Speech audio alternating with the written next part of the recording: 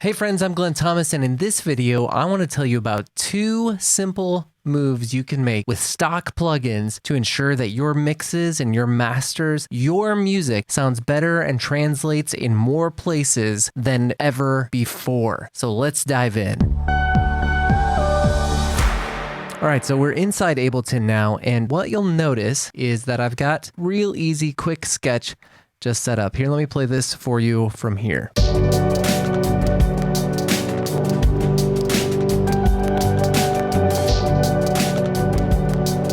So you get this idea. It's a pretty lo-fi, kind of chill feel in general.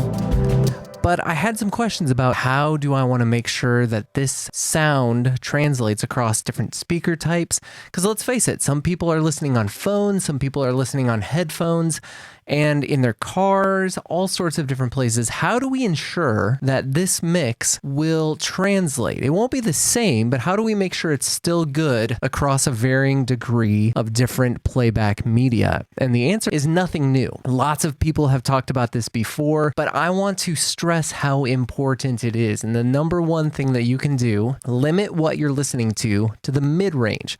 Now, back in the day, Yamaha had some speakers called the NS10s. They were notoriously mid-rangey and some would even say bad sounding, but what they did is they really highlighted the mid-range tones. And so what I've done here with 2 stock plugins in Ableton is I've kind of mimicked that same idea of limiting what I'm listening to just the mid-range, because as has been said by many an engineer, the magic is in the mid-range. What do I mean by that? Take a listen to this. As you listen back to this song, there's a lot going on. There's a lot in the high end, there's a lot in the low end. But when I engage what I've called this NS10 group here of plugins, it's a simple EQ and it's a simple utility. Listen to what happens here. You start to really notice some things about this mix that you didn't notice before.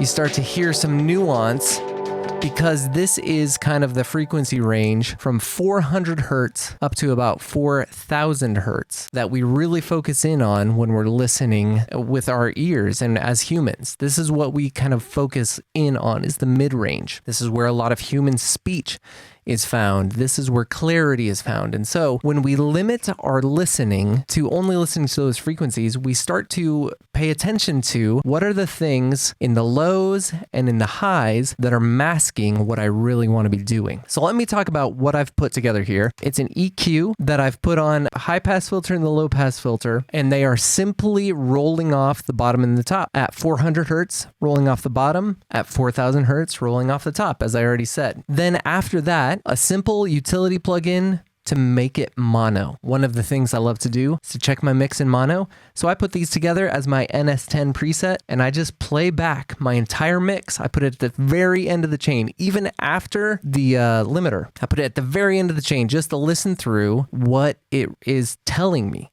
So let's take a listen again. Without it, with it. Didn't even need to tell you that it turned on because it's so drastic. But when you're listening through with the NS10 preset on, you start to notice things. For example, I notice in this mix right here, those snares are pretty sharp, pretty hot sounding. I can still hear my kick, but I might want to add a little bit more click to my kick drum so that I can hear it even on a smaller set of speakers. The bass guitar is there, but it could maybe use some saturation, some overdrive to make sure that I can hear it even up into these higher frequencies. Because again, somebody's listening on a phone or something else in mono. We want to make sure that the mix ideas still translate.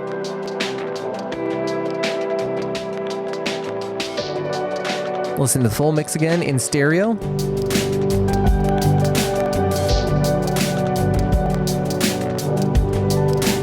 So So right there, I was able to identify a few things that I want to change in this mix, at least that I want to take a look at and see if they need to be changed as I move forward in the mixing and mastering and really the creation of this song. So hopefully this tip was helpful for you. If it was, hit that thumbs up and share it with your friends. Thanks so much for watching, and I will see you on the next one.